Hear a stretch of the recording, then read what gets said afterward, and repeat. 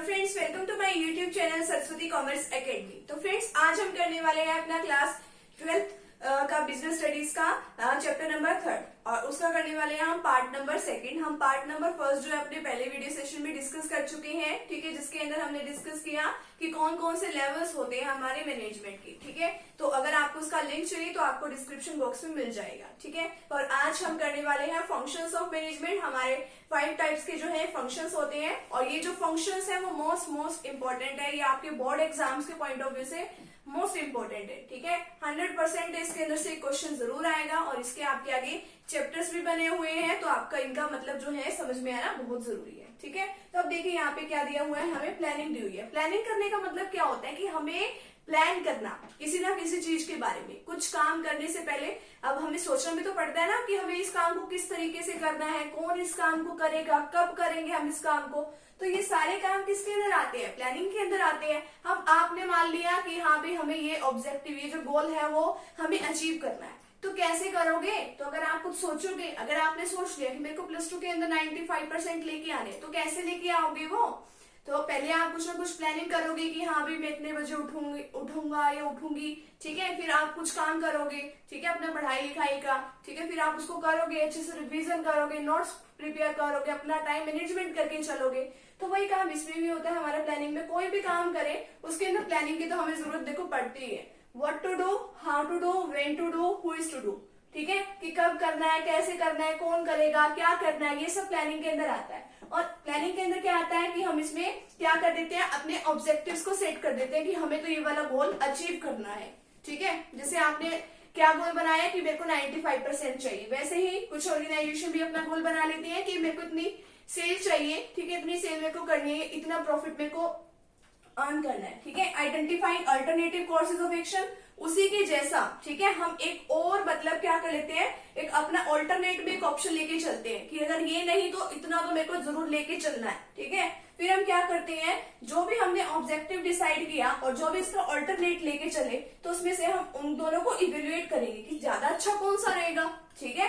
फिर हम करेंगे सिलेक्टिंग एंड ऑल्टरनेटिव, ठीक है। अगर हमें लगता है कि हाँ इसका ऑल्टरनेट अच्छा है, ठीक है, या फिर जो भी हमें बेस्ट लगता है हम उसको जो है सिलेक्ट कर लेते हैं। ये आता है हमारा प्लानिंग के अंदर। अब नेक्स्ट आता है हमारा ऑर्गेनाइजिंग। ऑर्गेनाइजिंग के अंदर क्या आता है कि हमें सब कुछ काम जो है ऑर्गेनाइज करके चलना पड़ता है। अब कोई भी काम हो उसको करने के लिए हमें देखो अगर हमारी ऑर्गेनाइजेशन में कुछ काम है तो हमें पर्सन्स की भी जरूरत पड़ेगी जो हमारा काम करेंगे, लेबर्स भी चाहिए होंगे, ठीक है। तो ऑर्गेनाइज करके चलना होता है। सबसे पहले हम आइडेंटिफिकेशन करते हैं, ठीक है, काम की कौन सा काम करना है। फिर उस काम को लोगों में बांट देते हैं, ठीक है। लोगों में बांट दिया, मान लो हमें लगता है कि हाँ भाई अब मान लो एक पर्सन से ये काम नहीं होगा, ठीक है, तो इसी के साथ हमें 2 पर्सन और चाहिए, ठीक है। और ये वाला जो काम है उसमें भी हम ऐसे कर देते हैं। तो हम यानी कि इसमें क्या करते हैं, हम एक डिसेंट्रलाइज कर देते हैं, यानी कि उसको अलग अलग लेवल्स पे बांट देते हैं कि ये काम आपका वो करेगा, आपका डिपार्टमेंट करेगा, ये वाला काम आपका डिपार्टमेंट करेगा।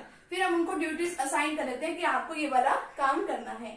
नेक्स्ट आता है हमारे पास स्टाफिंग। स्टाफिंग क्या होता है, अब देखो हमें लोग चाहिए ना, अब देखो लोग आएंगे तभी तो वो काम करेंगे। अब हम उन लोगों को अपॉइंट कर देंगे, ठीक है। सबसे पहले तो हम एस्टिमेट करेंगे कि कितने मैन पावर की हमें जरूरत है, ठीक है। फिर हम उनकी रिक्रूटमेंट करेंगे कि उनको बुलावा देंगे कि हाँ भाई आप हमारी कंपनी में आके काम कर सकते हो, ठीक है। फिर हम वो आएंगे, हम उनको सेलेक्ट करेंगे कि अब देखो आप तो बहुत सारे जाते हैं, सेलेक्ट तो हम सभी को नहीं कर सकते ना, सेलेक्ट तो जो बेस्ट हो उसी कैंडिडेट को सिलेक्ट करेंगे।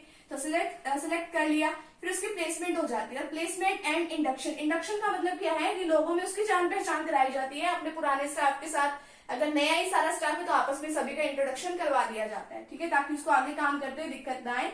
और फिर उसको ट्रेनिंग के लिए भेज दिया जाता है, तो उसकी डेवलपमेंट हो जाती है। ट्रेनिंग एंड डेवलपमेंट स्टाफिंग के अंदर आते हैं। नेक्स्ट है हमारे पास डायरेक्टिंग।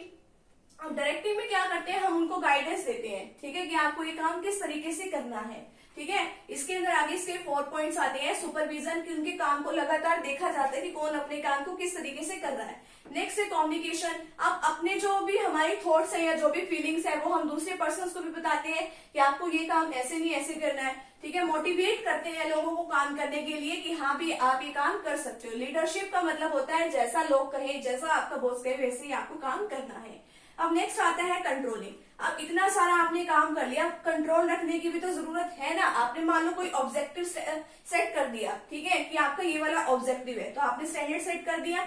फिर आपने क्या किया, फिर आपने उसके जैसा ही कोई काम परफॉर्म किया। मान लो आपने क्या किया कि आपने किया कि बोर्ड एग्जाम्स तो अभी चलो नहीं आए हैं, अभी आपने मान लो ये डिसाइड किया कि सितंबर एग्जाम में मेरे इतने परसेंटेज जो है आने चाहिए, ठीक है, आपने डिसाइड कर लिया। फिर आपका रिजल्ट आया, आपने सितंबर के एग्जाम दे लिए, आपका रिजल्ट आया, आपने क्या किया, मैच किया, उसको मेजरमेंट किया एक्चुअल स्टैंडर्ड के साथ। तो आपने एक्चुअल स्टैंडर्ड को मेजर करना है और फिर आप क्या करोगे, कंपैरिजन करोगे कि जितना आपने सोचा था कि आपके उतने परसेंटेज आए हैं, ठीक है, आपको एनालिसिस करना है। अगर मान लो आपके नहीं आए, आपने सोचा था 95, आपके आए 93, तो आपने डेविएशन निकाला कि हाँ भी मेरे डेविएशन का मतलब कि उनके बीच का डिफरेंस निकाला, भाई 2% मेरे कम आए तो आए कैसे आए, ठीक है। तो फिर आप क्या करोगे, और भी बेटर स्टेप लोगे, ठीक है, taking correction action, corrective action लोगे आप कि हाँ भी इसको हमने सुधारना है ताकि हम बोर्ड एग्जाम्स में जाके कुछ गलती ना करें। उसी तरीके से हम इसमें ऑब्जेक्टिव या कोई भी स्टैंडर्ड सेट कर देते हैं, उसको मेजर करते हैं, फिर बाद में उनका डिफरेंस यानी कि कंपैरिजन करते हैं और फिर उसको डेविएशन निकालने के बाद फिर अगर कुछ गलती हो तो कुछ अच्छे स्टेप्स लेते हैं, ठीक है। तो ये हमारे फंक्शंस ऑफ मैनेजमेंट और इसके साथ जो हमारे चैप्टर नंबर 3 है वो यहीं पे कंप्लीट होता है। नेक्स्ट वीडियो सेशन में हम डिस्कस करेंगे चैप्टर नंबर 4 के बारे में, ठीक है। तो अगर आप फ्रेंड्स आप चैनल पे न्यू हो तो चैनल को आप प्लीज सब्सक्राइब कर दीजिए, वीडियो को लाइक कर दीजिए, बेल आइकन को प्रेस जरूर कर दीजिएगा। तो मिलते हैं नेक्स्ट टॉपिक के साथ, नेक्स्ट वीडियो के साथ। Thank you very much.